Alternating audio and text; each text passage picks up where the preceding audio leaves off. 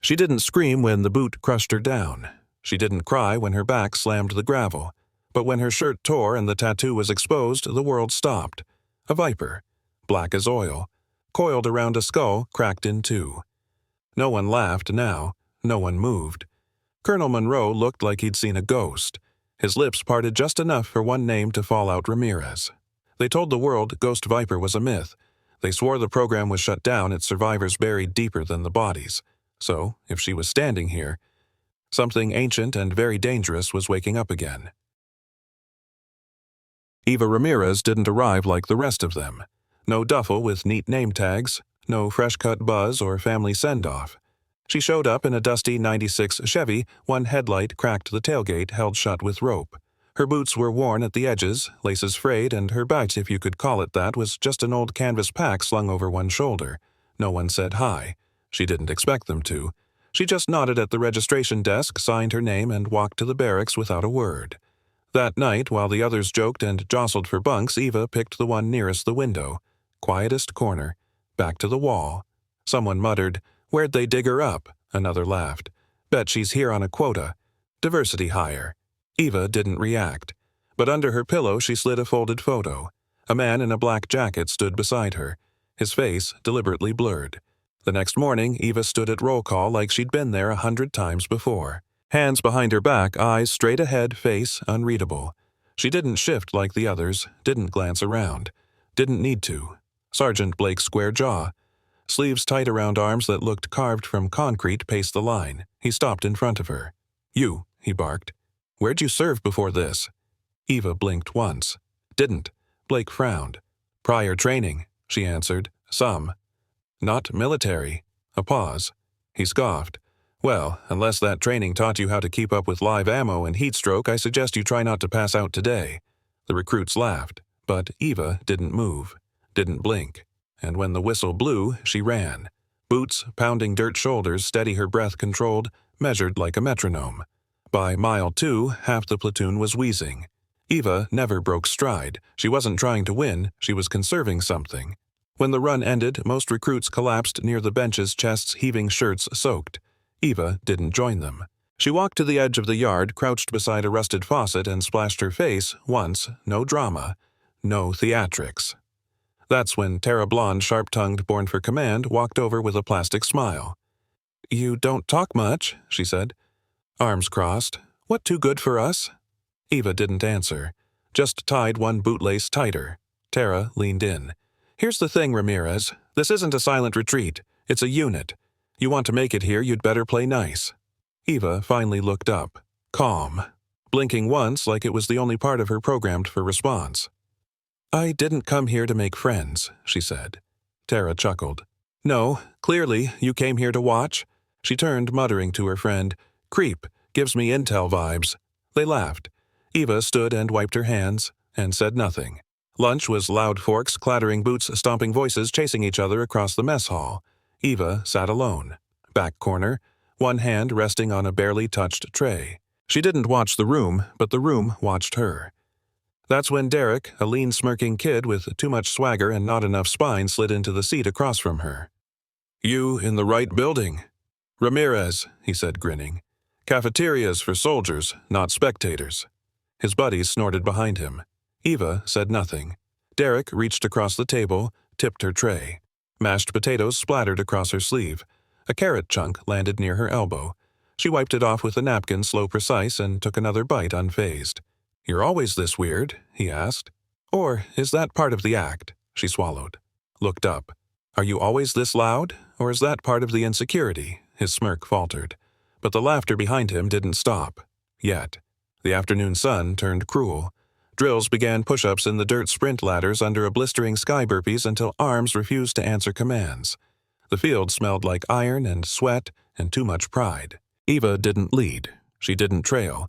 She just stayed dead center, exactly on pace, except her laces kept coming loose. Frayed, too thin, barely holding the boots together. By the third sprint, Lance, a favorite of the instructors, all jawline and gym tan, jogged beside her. "Your shoes are giving up," he called loud enough for others to hear. "Or is that just you?" A ripple of laughter followed. Eva stopped, knelt, and tied her laces with quick, practiced fingers. Lance accidentally bumped her as he passed. She hit the ground hard, palms in the mud, knee sunk deep. The line roared with laughter. She stood, wiped her hands, and kept running. Didn't speak, didn't look back, didn't slow down. By the time the drills ended, most recruits were sprawled on the grass faces, slick with sunburn and regret. Eva sat alone again, same spot as always. Hands resting in her lap, breath steady, eyes on nothing in particular. Across the yard, Elena Price watched. She hadn't laughed when Eva fell, hadn't said a word. Now, sitting under the shadow of a utility shed, Elena studied her like a puzzle no one had time to solve. That's when Tara reappeared, flanked by two others, voice syrupy sweet. "Eva, right," she said. "So, where are you even from? You win a raffle to get in here or something?" The girls laughed. Eva unwrapped a granola bar, took a bite.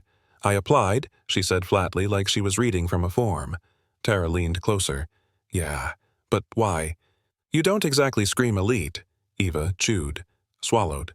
"I'm not here to scream. The rifle disassembly drill wasn't built for drama. 2 minutes. Strip the weapon, clean it, reassemble. No shortcuts, no second tries." Most recruits fumbled, pinched fingers, dropped bolts, cursed under their breath. Lance clocked in at 1:43.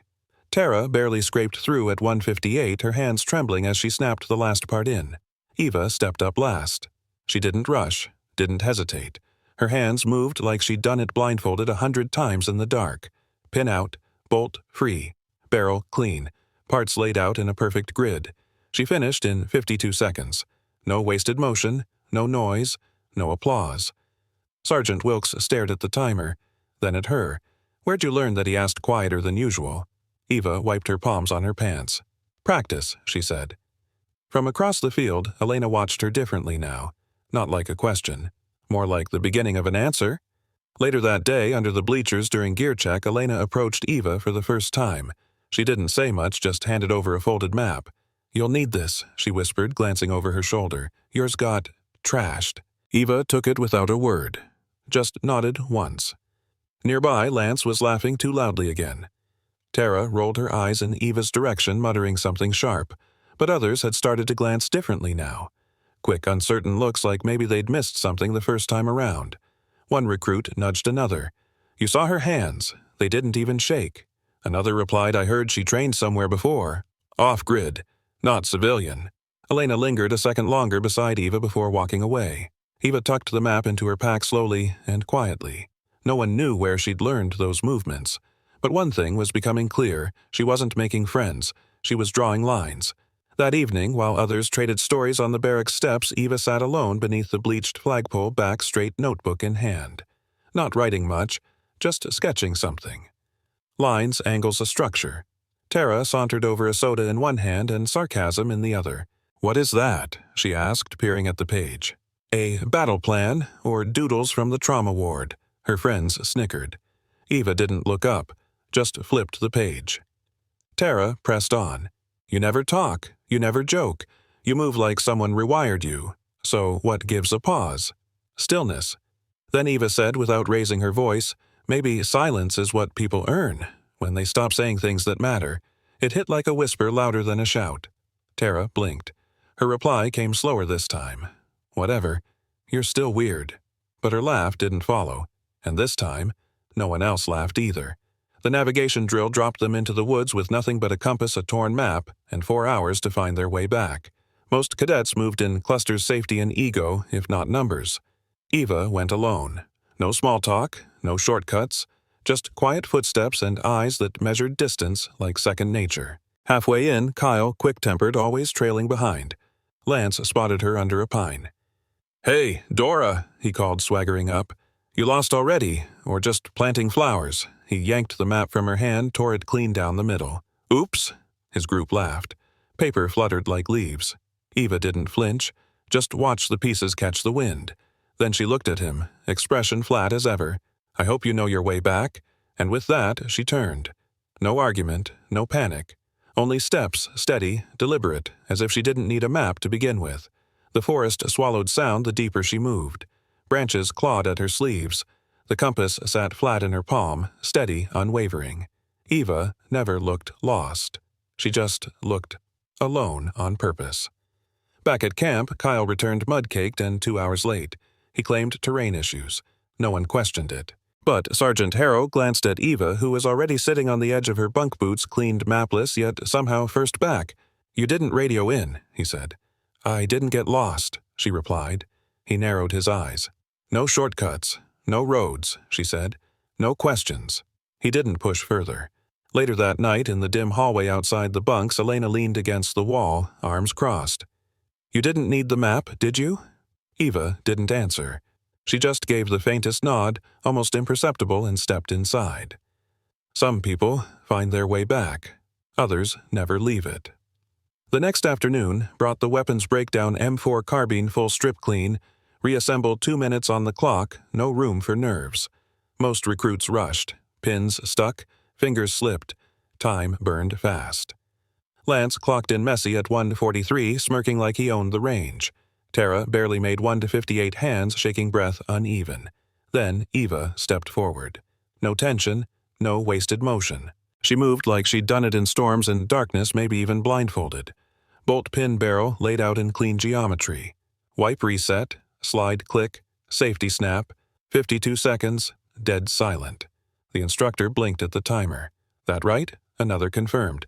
To the millisecond. "Where'd you learn that?" someone muttered. Eva didn't look up. Just said, "I've had practice." But, off to the side, a lieutenant leaned in and whispered to Harrow, "Her hands don't shake."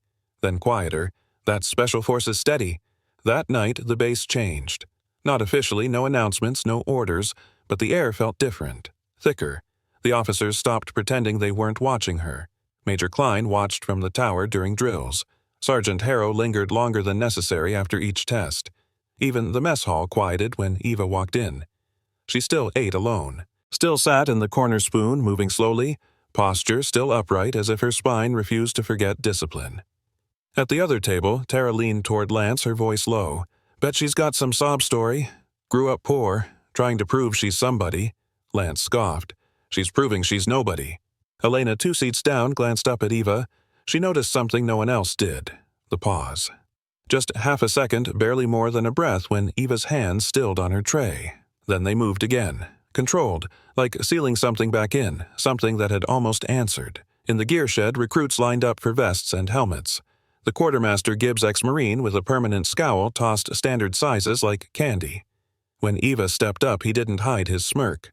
"What's this bring your daughter to work day?" he muttered loud enough for the line to hear. Laughter rippled. He threw her a vest 2 sizes too big. "Here, maybe you can use it as a tent." More laughter. Eva caught it, adjusted the straps, and walked out without a word.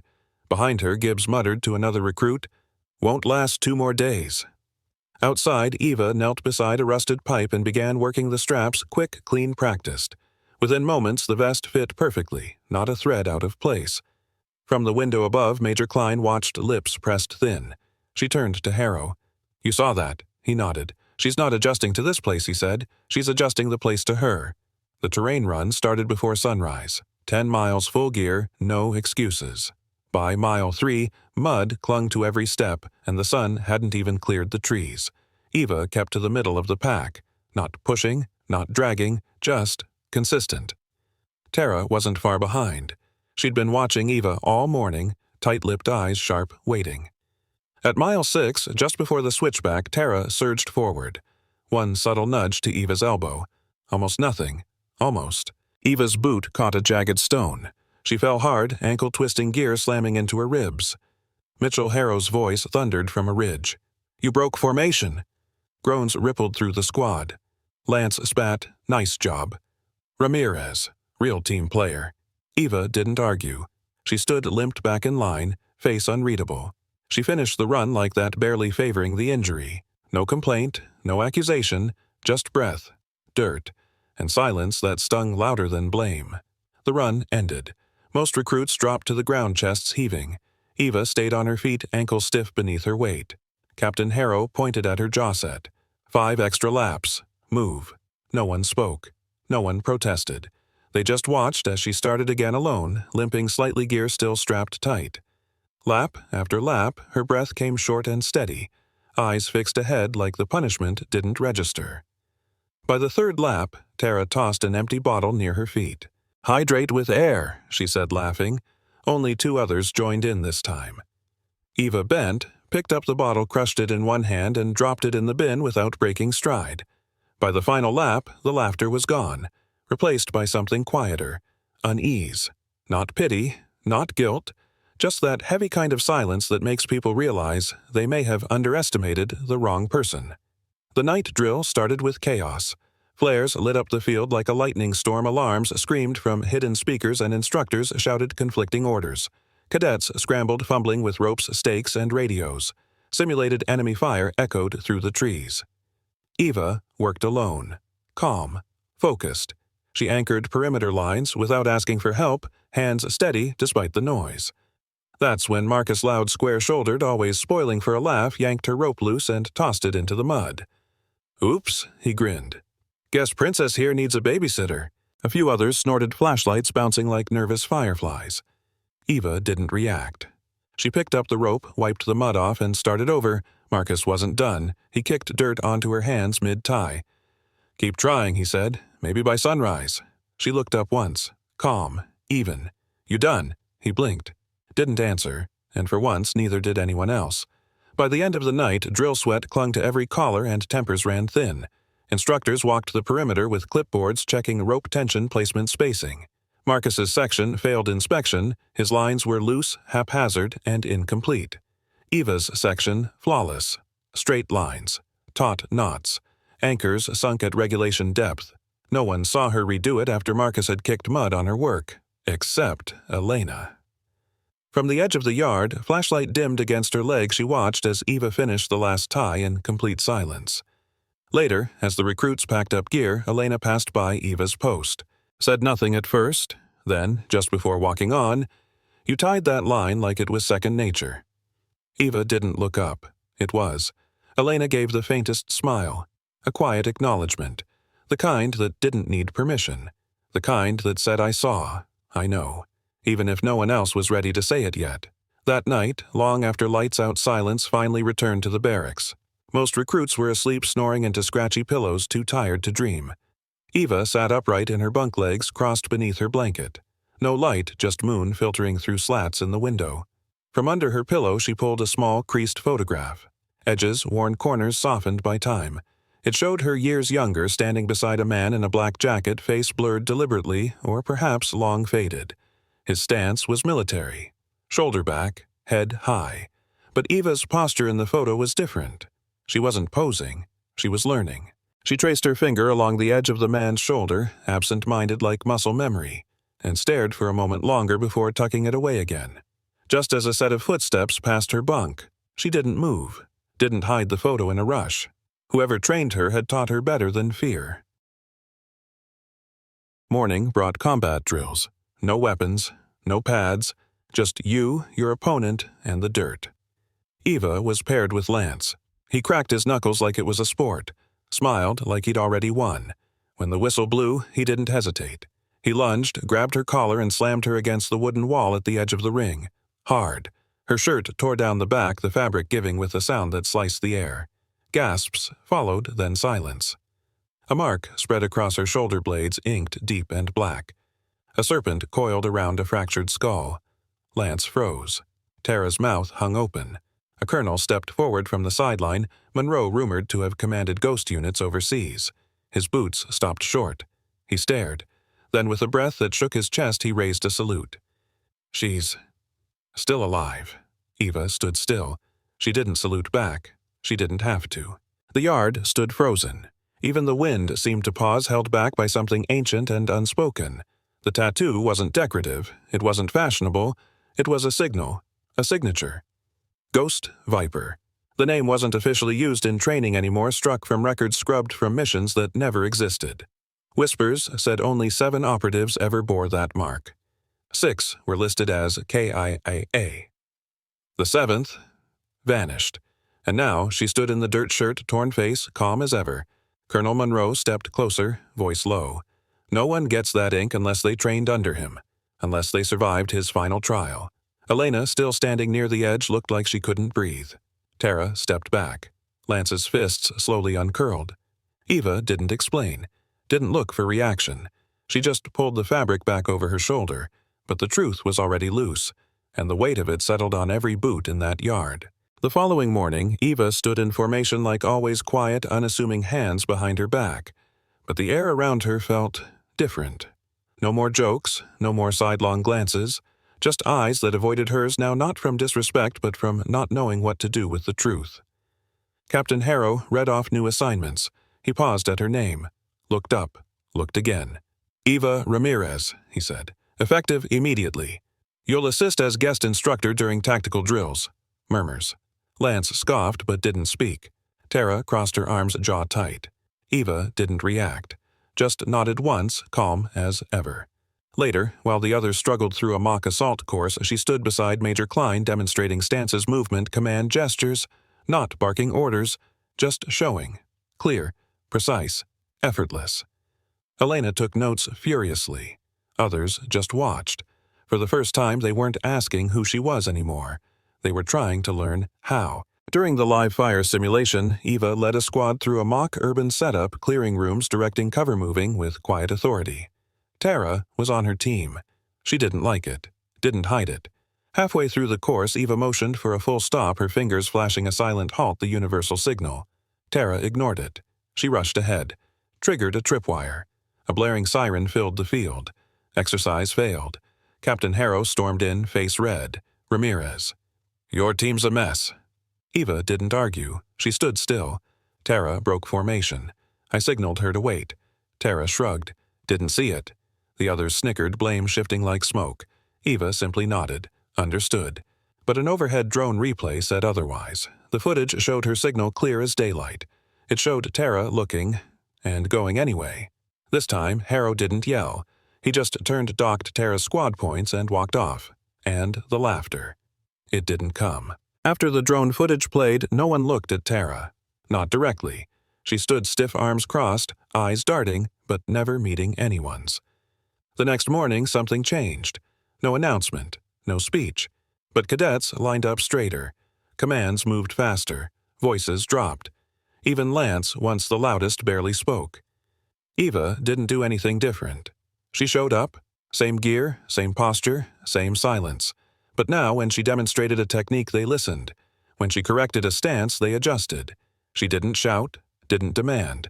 She just was, and they followed. Tara sat in the back during drills, arms folded tight, jaw locked. Her voice, once sharp and constant, had quieted into something clenched and bitter. The others, they watched Eva the way soldiers watch a map before war. Not with admiration, not yet, but with understanding. This is someone you follow, or get left behind. Whispers traveled faster than orders. By the end of the week, Tara's defense sponsorship, once her golden ticket, vanished. No statement, just a quiet call from HQ, a contract reevaluation. Rumor had it someone leaked the drone footage. The mocking, the sabotage. Not Eva. Someone else. Maybe Elena. Maybe one of the new recruits who'd started copying Eva's drills when no one was watching. Didn't matter now. Tara packed her things in silence. No farewell. Just a duffel bag and a long walk toward the exit gate. Lance was already gone, reassigned after his public takedown. Last seen boarding a transport alone, no gear, no goodbye. Eva said nothing. She stood by the training shed, fixing a busted rifle grip with steady fingers. Didn't flinch when Tara walked by. Didn't gloat. Didn't even look, because by then she didn't have to. The camp was no longer laughing. It was remembering. It was just past noon when the unmarked black SUV rolled through the front gate. No decals, no escort. But the guards stood up straighter. An aide rushed into the yard, clipboard clutched tight, eyes scanning for someone. "Ramirez," he said, voice low. "There's someone here for you." Eva didn't move at first, just blinked once, then stood, wiped her hands clean on a rag, and followed. At the edge of the compound, a man waited. Tall, civilian clothes, but the kind that don't wrinkle. Close-cropped hair, a stare that weighed every breath. The colonel was already there, arms folded, eyes cautious. "This is General Nathan Reed," he said. Someone gasped. Eva paused, her voice barely above the wind. "You didn't have to come." He tilted his head, that near smile only a few had ever earned. "Yeah," he said. "I did." And for once Eva looked almost unsure, just for a second. They stood there for a moment, Eva and the general, two shadows stitched together by something deeper than uniform or rank. No handshake, no salute, just a shared stillness. From across the yard, cadets had begun to gather quiet, unsure if they were allowed to watch, unable to look away. The colonel cleared his throat. "General Reed is Eva's husband." The words dropped like a stone in water. Someone cursed under their breath. A younger cadet dropped his canteen. Reed didn't explain. He didn't need to. He placed a hand on Eva's shoulder gently, like someone who'd waited a long time just to touch peace again. She didn't flinch, didn't pull away, and when they turned and walked toward the old pickup Eva had come in with, no one stopped them. No one spoke. Just the gravel crunching under boots and 100 eyes realizing they'd never truly seen her. Until now. Eva never came back. Her name stayed on the instructor roster tucked neatly between Captain Lewis and Sergeant Darnell, but her bunk remained empty. No one dared claim it. The camp shifted. Drills ran sharper. Orders felt less like noise, more like direction. Even the loudmouths learned to listen before they spoke. Captain Monroe, who once barked at Eva for breaking formation, started arriving early alone. No yelling, just standing at the edge of the field, scanning like he expected her shadow to reappear. Tara's sponsorship fallout made headlines, an anonymous video a PR storm. But no one questioned who filmed it. Justice sometimes wears a plain black shirt. Lance discharged. Conduct unbecoming. That phrase followed him like smoke. And the younger cadets. They whispered stories. About the woman who ate alone, who fought without anger, who bled but never showed it. They stopped laughing, started remembering, and some even started believing. Weeks later, a new recruit, barely 20, still fumbling with his rifle strap, found an old photo wedged under the bunk Eva once used. A younger Eva stood beside a man in a black jacket. His face was blurred, but his stance unmistakable. Who was she really? The recruit whispered. No one answered. Not Monroe, not the cadets who once laughed, not Tara, who now kept her voice low and eyes lower. They just knew. Eva had walked into a war of egos and left behind a lesson none of them could teach. That real power doesn't scream. It doesn't demand. It endures. Because some battles aren't fought with fists or guns. They're fought in silence, in stillness, in the choice to stand when no one wants you to. Eva Cross didn't need rank to lead. She just needed time, and if her story found you, maybe it's your time now. Hold your ground. You're enough. If this story hit something inside you, drop a single word below, just one. Still. Ready? Ghost. That's enough. We'll know.